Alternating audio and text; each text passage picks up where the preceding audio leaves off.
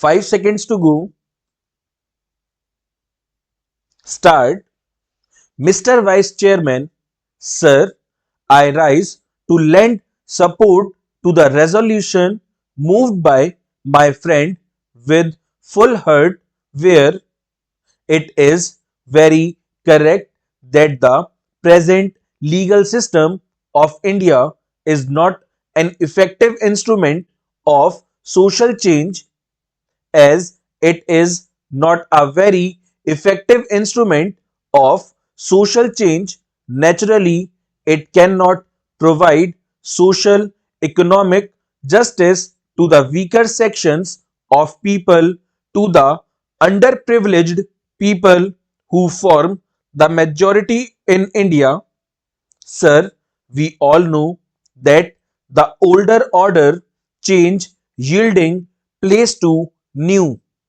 Change is the only unchanging thing in this constantly changing universe.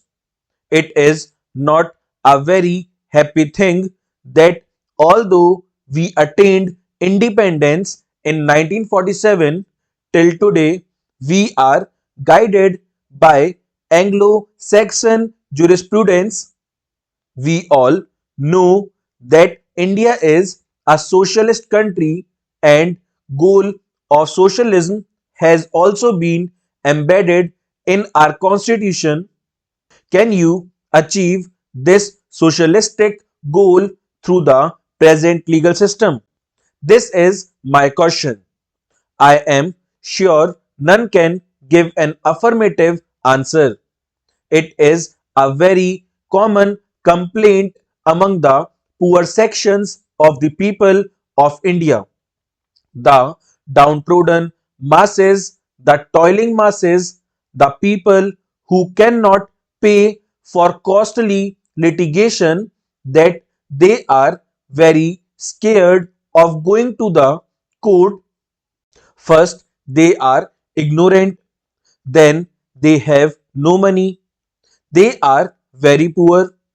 The court of law for them is a sort of jigsaw puzzle.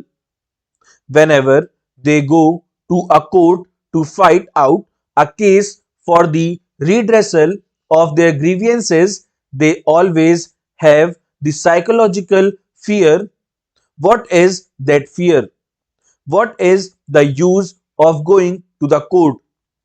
If I go to the court to fight out a case, for it will take 3 years to 10 years or maybe 20 years, who knows. So, this inordinate delay in the dispensation of justice is a great hurdle for the poor people who cannot fight our costly cases.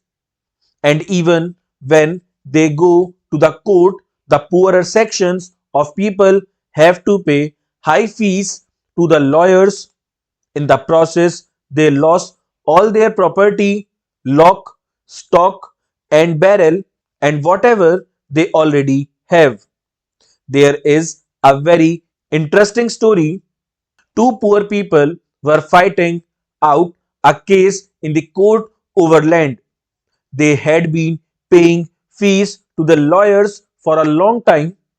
If a man gets justice after 20 years, what is the use of this?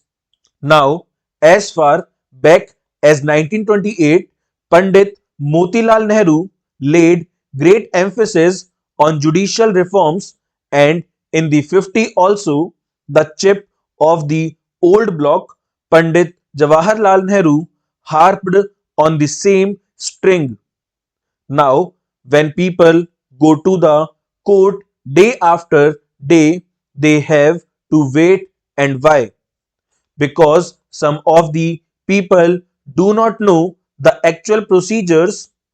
Some people are afraid of going to the court, and poor people have got a sort of sentiment that these courts are meant for the rich people, for the affluent section of the society, for people with money and fortune, and it is not meant for the poor.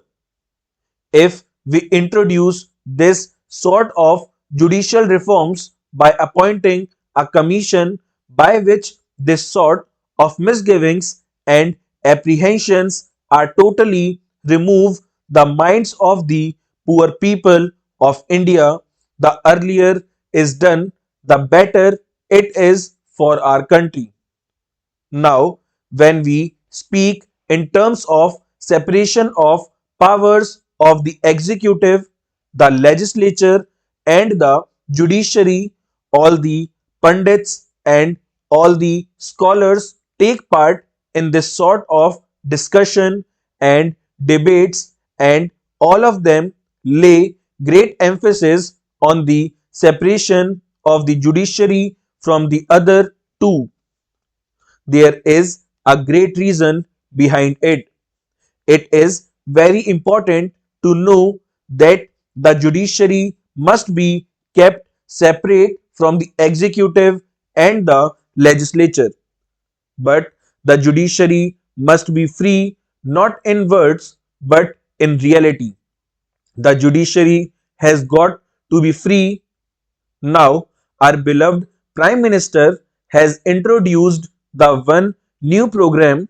There are many schemes under this program, and I have found that under this one new program, lands have been distributed free to the landless people. But what happened the moment the new regime came? All the landlords came, swabbed on them, and took away the lands, and those poor people did not get any justice anywhere. So, if justice remains just on paper, if justice is not carried into the field to the poor people of our country, what is the value of this justice? I don't find any meaning in it. So, justice has got to be made effective, substantial, and cheap, and its dispensation must be very fast. Now, I have gathered this knowledge that the National Law School of Bangalore has recommended that the law course should be for 5 years. I do not understand the reason behind it.